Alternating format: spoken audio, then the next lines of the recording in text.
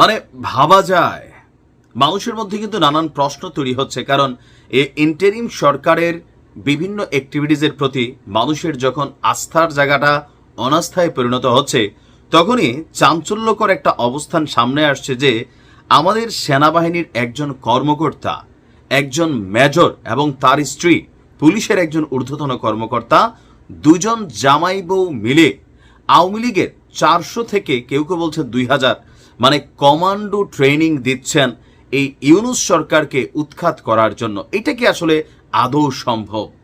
দর্শক, নানান জল ঘোলা হচ্ছে এই মুহূর্তে।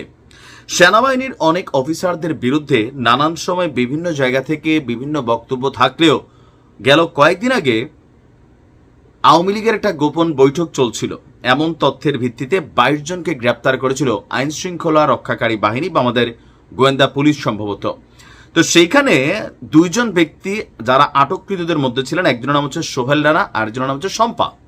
এই 2 জনকে যখন পুলিশ জিজ্ঞাসাবাদ করেছে, তাদের কাছ থেকে পাওয়া তথ্যের ভিত্তিতে আপনার ওই বৈঠকে অংশ নেওয়া মেজর সাদিকুল হক ওরফে মেজর সাদিককে তার উত্তরার বাসা থেকে সেনা হেফাজতে নেওয়া হয়েছে। খোঁজ নিয়ে জানা গেছে মেজর সাদিকুল হক ওরফে মেজর সাদিক কক্সবাজারের রামু ক্যান্টনমেন্টে এই মুহূর্তে কর্মরত। গোয়েন্দা সংস্থার দেওয়া তথ্য অনুযায়ী মেজর সাদিকের সহযোগী হিসেবে কাজ করছেন তার স্ত্রী সহকারী পুলিশ সুপার সুমাইয়া জাফরিন, যিনি এএসপি পদে আছেন। গোয়েন্দা তথ্য বলছে সাদেক এবং সুমাইয়া কর্মস্থলে অনুপস্থিত থাকার সময় শেখ হাসিনার ছেলে সজীব ওয়াজেদ জয়ের সঙ্গে যোগাযোগ রেখে নেতাকর্মীদের প্রশিক্ষণের ব্যবস্থা করেছেন। এটা কেমন জানি নিজের কাছেও বিশ্বাস্য একটু মনে হচ্ছে যে এত সব মানুষকে ট্রেনিং দেওয়া হচ্ছে, একটা কমান্ডো বাহিনী তৈরি করা হচ্ছে, তাও আর্মিতে রানিং একজন মেজর, আবার একজন পুলিশের এএসপি। আমাদের এই ডিপার্টমেন্টগুলোর মধ্যে স্বতন্ত্র গোয়েন্দা সংস্থাগুলো কিন্তু আছে, এটা আমরা জানি। তো এই মেজর কিভাবে আসলে এই কর্মকাণ্ডগুলো করলেন সেটাও কিন্তু একটা প্রশ্নের বিষয়। এই বিষয়গুলো এখনো সামনে আসেনি, তবে কিছু তথ্য সামনে এসেছে।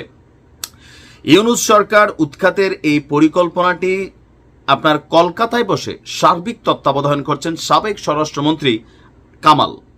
তাকে সহযোগিতায় সেখানে রয়েছে ডিএমপির সাবেক কমিশনার হাবিবুর রহমান সহ আওয়ামী লীগের কয়েকজন নেতা এবং পুলিশের সাবেক কর্মকর্তারা। এছাড়া ইউনূস সরকারকে উৎখাতের এই পরিকল্পনায় কৌশলগত সহযোগিতা করছেন দিল্লিতে অবস্থান করা পলাতক অতিরিক্ত আইজিপি এবং পুলিশের স্পেশাল ব্রাঞ্চের সাবেক প্রধান মনিরুল ইসলাম এবং ডিজিএফআই এর সাবেক প্রধান লেফটেন্যান্ট জেনারেল মুজিবুর রহমান।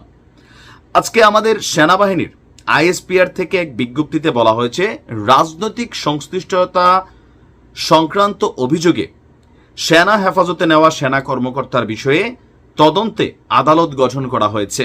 তদন্ত শেষে আদালতের সুপারিশ ক্রমে সেনা আইন অনুযায়ী তার বিরুদ্ধে প্রয়োজনীয় ব্যবস্থা নেবে। ঘটনার সুষ্ঠু এবং নিরপেক্ষ তদন্তের লগে ইতিমধ্যেই তদন্ত আদালত গঠন করা হয়েছে এবং প্রাথমিক তদন্তে এই মেজরের বিরুদ্ধে অভিযোগের সত্যতা পাওয়া গেছে। পূর্ণ তদন্ত শেষ হওয়া সাপেক্ষে প্রাপ্ত তথ্য প্রমাণের ভিত্তিতে তার বিরুদ্ধে শাস্তিমূলক ব্যবস্থা নেওয়া হবে। How is it possible? যদি এটা আমরা এখন এটা অভিযোগে আছে, প্রাথমিক সত্যতা আসছে, আইএসপির বিজ্ঞপ্তিতে আসছে, যদি এরকমই হয় তাহলে আসলে যে কোনো সময় বাংলাদেশে যে কোনো একটা কিছু ঘটতে পারে। এখন এটা হয়তো পূর্ণ একটা ইনভেস্টিগেশন শেষে সামনে আসবে। এখন এরকম ওই শম্পা বা সোহেল যারা তথ্য দিয়েছেন তাদেরকে হয়তো আরো ব্যাপক জিজ্ঞাসাবাদ করা হবে। বাট আমরা জানতে চাই যে এই মেজর আসলে কাদেরকে ট্রেন করেছেন, ট্রেন করে কি তাদেরকে ছাইরা দিয়েছেন রাষ্ট্রের মধ্যে?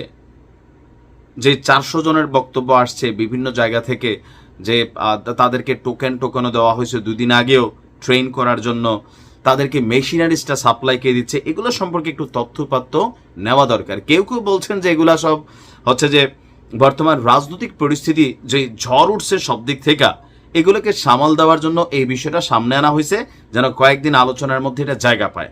আবার কেউ কেউ বলছেন যেহেতু আইএসপিআর থেকেই বক্তব্য আসছে সুতরাং সেনাবাহিনীর বক্তব্য নিশ্চয়ই ভুল হইতে পারে না। আবার কেউ কেউ বলছেন যে এই দেশে সবই সম্ভব। তারপর আমরা মেজর সাদিক সম্পর্কে বিস্তারিত জানতে চাই। কারা ট্রেন করছেন, মানে ট্রেন হয়েছেন তার হাতে। ভালো থাকুন। আসসালামু আলাইকুম।